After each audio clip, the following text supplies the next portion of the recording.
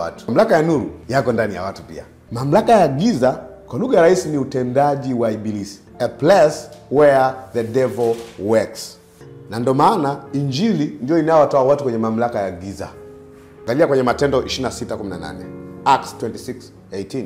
Yesu anaongea na Paulo hapa kwenye alipokutana naye, uwafumbue macho yao na kuwageuza waiache giza na kuelekea nuru. Umeona nuru? Sasa neno giza na nuru hizi ni figurative. Ni lugha ya kufundishia vitu ambavyo tayari vinafahamika, giza na nuru. Waziache nguvu za shetani. Umeona? Kwa nguvu za giza sasa na nguvu za nani? Za shetani, kisha wapate msamaha wa dhambi zao na urithi miongoni mwa waliotakaswa kwa imani iliyo kwangu mimi. Yesu anasema hayo.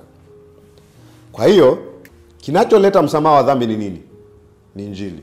Mtu akiamini injili ya Yesu Kristo anapokea msamaha wa dhambi. Anasema msamaha wa dhambi. Mtu akipokea msamaha wa dhambi ameacha giza, yuko kwenye nuru. Ameacha nguvu za shetani, yuko kwa Mungu.